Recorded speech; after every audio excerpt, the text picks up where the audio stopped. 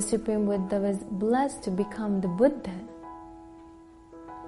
Meritorious children, the Supreme Buddha was blessed to be the only being who has the most amount of merit in this world. The Supreme Buddha was blessed to have the most compassionate heart. The Supreme Buddha was blessed to have the highest wisdom in this world. The Supreme Buddha's wisdom was so bright, it was brighter than the light of the sun and the moon. That's how wise the Blessed One was. That's why we call the Supreme Buddha blessed. So meritorious children, those are the 9 amazing qualities of our great teacher, the Supreme Buddha. What are those 9 qualities? Arahang, Samma Sambuddho, Vijjacharana Sampanno, Sugato, Lokavidu, Anuttaro Purisa Dhammasarati, Sattha Deva Manussana, Buddho Bhagava. So when you worship the Blessed One, we chant this verse, don't we? So when you chant the amazing qualities of our great teacher, now you can reflect on those qualities, because now you know the meaning of those qualities. And when you chant and when you reflect on the meaning, you'll be able to get closer to the Supreme Buddha. You get to realize what an amazing being the Blessed One is. So meritorious children, when our great teacher attained perfect enlightenment sitting under that Bodhi tree that day in Gaya, sitting in front of river Neranjara in the Uruvela state, the Supreme Buddha became the Buddha for the first time in this world. The Supreme Buddha completely abandoned darkness in the world and brightened this world, holding these 9 amazing qualities. That's what it means for the Bodhisattva to have attained Buddhahood. These 9 qualities gives us a glimpse of what Buddhahood is like. That's why it's important that we know these qualities in our heart and we constantly reflect on these qualities. So meritorious children, let's continue to learn about what happened after the Supreme Buddha attained Buddhahood. Meritorious children, after the Blessed One attained Buddhahood, sitting under the Bodhi tree that day, on that Vesak full moon day, the Supreme Buddha became the Buddha. And the Supreme Buddha spent the next 7 weeks doing very special things. So today we're going to continue to learn about those special 7 weeks the Supreme Buddha spent after attaining perfect enlightenment.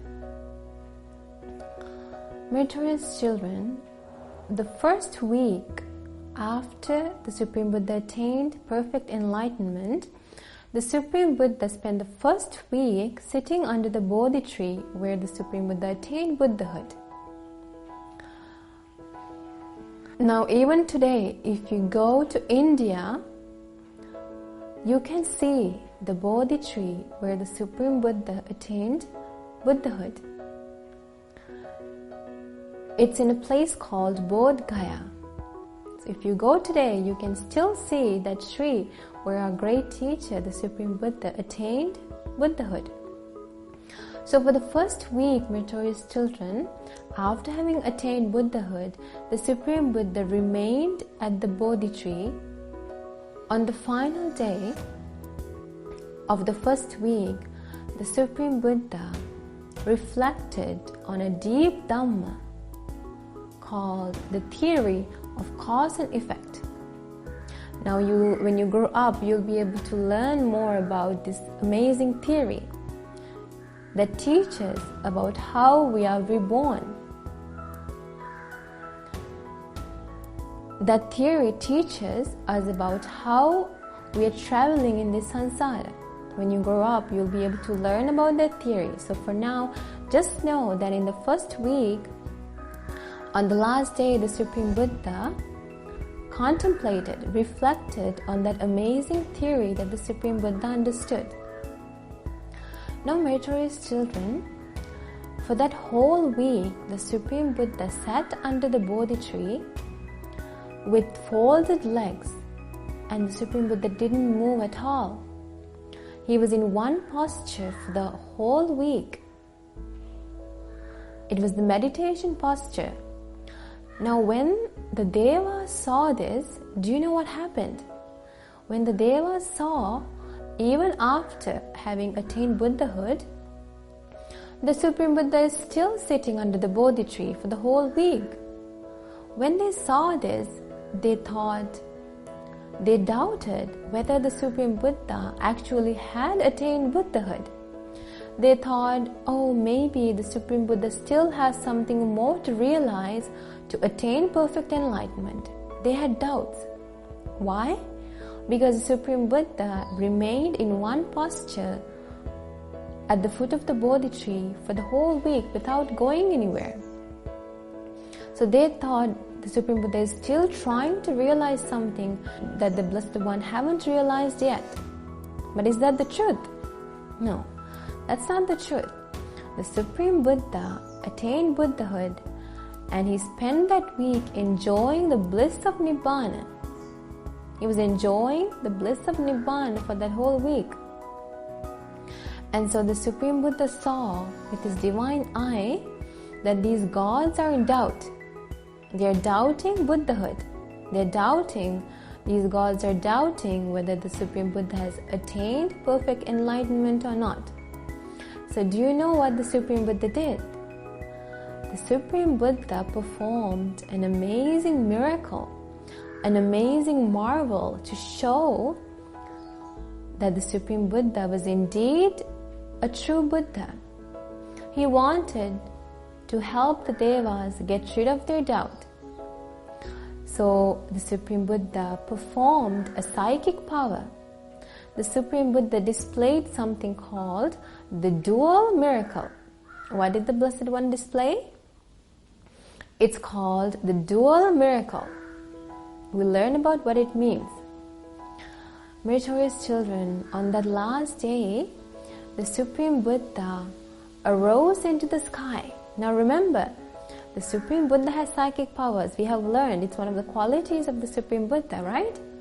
The Supreme Buddha has true knowledge and conduct, vijacharana sampanna. So with that developed mind, the Supreme Buddha is able to perform psychic powers, spiritual powers. So to help those devas get rid of those doubts, the Supreme Buddha slowly arose into the sky. And then from the Supreme Buddha's upper body, the Supreme Buddha emitted fire. And from the lower body, the Supreme Buddha sprayed water. Now imagine how amazing it must have looked. Now this is a psychic power, it's a spiritual power. What did the Blessed One do? The Supreme Buddha emitted fire from the upper body and emitted or sprayed water from the lower body. That's why it's called the dual miracle. Dual means two. So here the two things are water and fire. And the Blessed One did this instantaneously. What does that mean? It means the Blessed One emitted fire and sprayed water from his body at the same time. Imagine how powerful the Supreme Buddha is. Then the Supreme Buddha emitted water from one eye and emitted fire from the other eye. The Supreme Buddha sprayed water from one ear and emitted fire from the other ear. Meritorious children, imagine how amazing it must have looked. And the Supreme Buddha sprayed water from one leg and emitted fire from the other leg. And the Supreme Buddha emitted fire from one hand and sprayed water from the other hand. In this way, the Supreme Buddha displayed this miracle called the dual miracle. Only Buddhas are able to display this miracle. No one else in this world can display this miracle. I know it's hard to imagine, but this is the power of our great teacher, the Supreme Buddha. Now you must be wondering, when the Supreme Buddha emitted fire from the body, did the Supreme Buddha get burnt? The Supreme Buddha didn't get burnt. The Supreme Buddha didn't get wet or burnt. The Supreme Buddha did this as a psychic power. Meritorious children, when the gods saw this, their doubts were gone.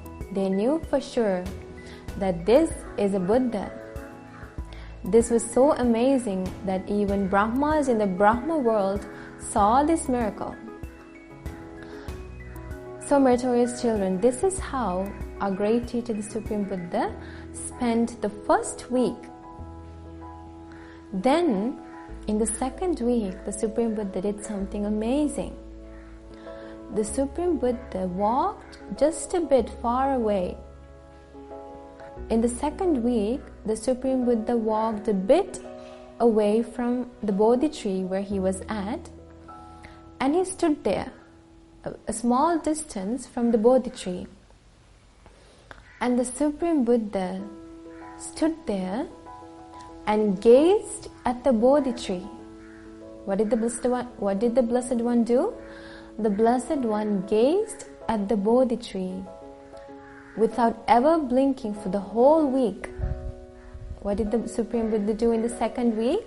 The Supreme Buddha walked just a bit away from the Bodhi tree, and he gazed at the Bodhi tree and remained gazing at the Bodhi tree without ever blinking for the whole week.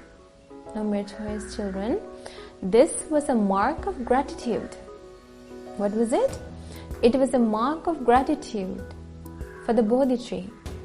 The Supreme Buddha wanted to pay gratitude to the Bodhi tree because the Bodhi tree helped him, gave him shelter when he was trying to attain Buddhahood.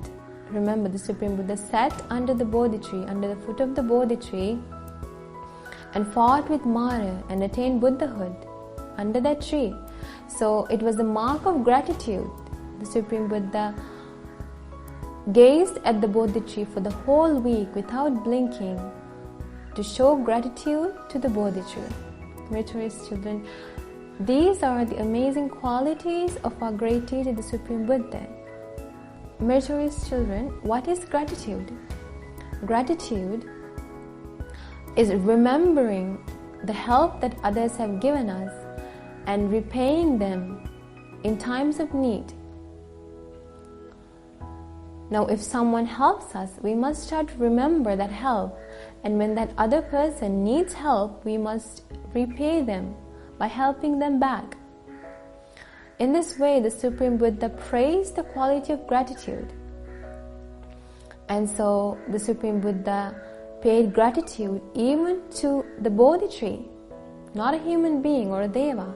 The Supreme Buddha paid gratitude to the Bodhi tree. That's how the Blessed One spent the second week, gazing at the Bodhi tree without ever blinking. And then, in the third week, the Supreme Buddha did walking meditation from the point where he was at, where he gazed at the Bodhi tree. He made a little meditation pathway, and the Supreme Buddha for the whole week did walking meditation and reflected on the amazing Dhamma the Supreme Buddha realized. That's the way the Supreme Buddha spent the third week. And then in the fourth week, something amazing happened. In the fourth week, Devas came and they created a small house made of gems for the Supreme Buddha. What did they make? They made a small house near the Bodhi tree out of gems. And so the Supreme Buddha spent the fourth week inside that gem stone house, doing meditation, reflecting on the amazing Dhamma, the deep Dhamma, the Supreme Buddha realized. So those are the first 4 weeks after enlightenment. Now, do you remember the first 4 weeks? The first one is the Supreme Buddha stayed at the Bodhi tree, at the foot of the Bodhi tree for the first week. And on the last day, the Supreme Buddha reflected on the amazing theory of cause and effect. And then on the second week, the Supreme Buddha paid gratitude to the Bodhi tree by gazing at the Bodhi tree without ever blinking for the whole week. And in the third week, the Supreme Buddha spent doing walking meditation. And the fourth week was spent inside the gemstone house that the gods created, where the Supreme Buddha did meditation and where the Supreme Buddha reflected on the amazing Dhamma the Supreme Buddha realized. So, meritorious children, today we talked about the amazing qualities of our great teacher as well as the first 4 weeks after enlightenment. So we still have a few more weeks to learn about after enlightenment. Because remember, we're going to talk about the 7 special weeks that the Supreme Buddha spent after attaining enlightenment.